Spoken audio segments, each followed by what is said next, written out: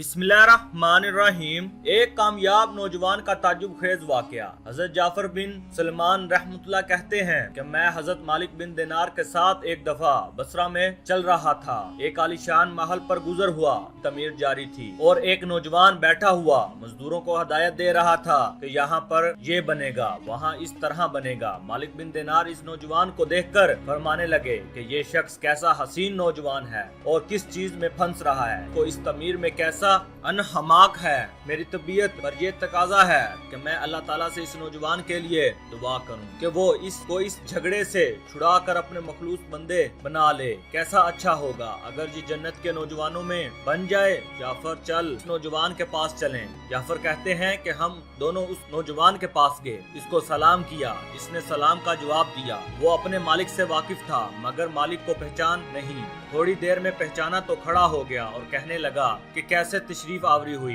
मालिक ने फरमाया तुमने इस मकान पर किस कदर रुपया लगाने का इरादा किया है। इसने कहा 1 लाख दिरहम। मालिक ने फरमाया कि अगर तुम ये 1 लाख दिरहम मुझे दे दो तो मैं तुम्हारे लिए जन्नत में एक मकान का जिम्मा लेता हूँ जो इससे बजरिया बेहतरीन होगा और इसमें चश्मे कदम बहुत से होंगे। इसमें खैमे और कुब्बे सुरख याकूत के होंगे जिन पर मोती जड़े होंगे। इसकी मट्टी जाफरान की होगी। इसका गारे मशक से बना होगा जिसकी खुशबुएं महकती होंगी। वो कभी ना पुराना होगा और ना टूटेगा। इसको मजदूर नहीं बनाएंगे बल्कि खुदा ताला के हुक्म से तैयार होगा। इस नौजवान ने कहा मुझे सोचने के लिए आज रात की मोहलत दीजिए, कल आप तशरीफ लाएं तो मैं इसके मुतल्लिक अपनी राय अर्ज करूंगा। हजरत मालिक रहमतुल्लाह आप वापस आ गए और रात भर इस नौजवान के लिए फिक्रो सोच में रहे। आखिर शब में इसके लिए बहुत आजिजी से दुआ की। जब सुबह हुई हम दोनों इसके मकाम पर गए। वो नौजवान दरवाजे से बाहर ही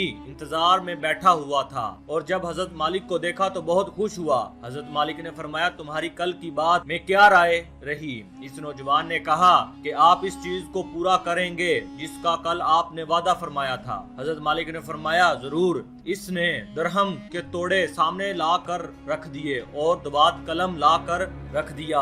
हजरत मालिक ने एक पर्चा लिखा जिस पर बिस्मिल्लाहिर्रहमानिर्रहीम के बाद लिखा कि ये इकरारनामा है कि मालिक बिन दिनार ने फलां शख्स से इसका जिम्मा लिया है कि इसके इस महल के बदले में खुदा ताला के यहाँ इसको ऐसा ऐसा महल जिसकी सिफ्त ऊपर बयान की गई है मिलेगा। इससे भी कहीं ज्यादा उम्दा और बेहतर जो उम्दा साया में खुदा ताला के करीब होगा। ये पर्चा लिखकर इसके हवाले कर दिया और 1 लाख दिरहम इससे लेकर चले आए। जाफर फरमाते हैं कि शाम को हजरत मालिक के पास इसमें से इतना भी बाकी ना था कि एक वक्त के खाने ही का काम चल सके। इस वाक़या को 40 दिन भी गुजरे ना थे कि एक दिन हजरत मालिक जब सुबह की नमाज से फारिग हुए तो मेहराब में एक पर्चा पड़ा देखा। ये वही पर्चा था जो मालिक ने इस नौजवान को लिख कर दिया था और इसके पुष्ट पर बगैर रोशनाई के लिखा हुआ था कि ये अल्लाह ताला की तरफ से मालिक बिन दिनार के जिम्मा की बराइत है।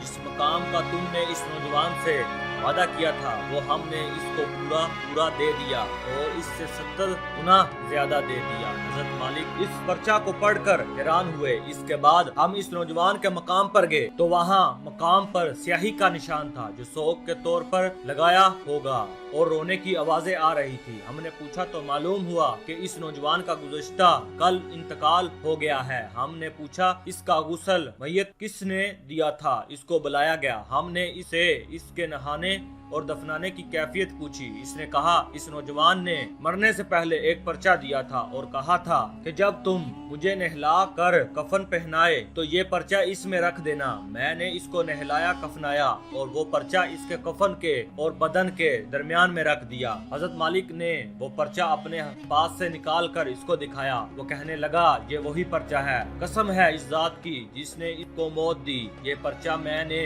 खुद इसके कफन के अंदर रखा था। ये मंजर देखकर एक दूसरा नौजवान उठा और कहने लगा कि मालिक आप मुझसे 2 लाख दिरहम लीजिए और मुझे भी पर्चा लिख दीजिए। हजरत मालिक ने फरमाया कि वो बात दूर चले गई, अब नहीं हो सकता। अल्लाह ताला जो चाहता है वो करता है। इसके बाद जब भी मालिक इस नौजवान का जिक्र करते तो रोने लगते اور اس کے لیے دعا کرتے تھے۔ حاصل، بے شک دنیا کی عمارتوں میں کچھ نہیں رکھا ہے، یہ سب فنا ہونے والی ہیں۔ عقل مندی ہے کہ انسان اپنے لیے عمارت اس جگہ جنت میں بنائے جہاں تعمیر ہمیشہ رہے گی۔ اللہ کرے اس واقعہ سے ہمیں بھی سبق حاصل ہو، آمین یا رب العالمین۔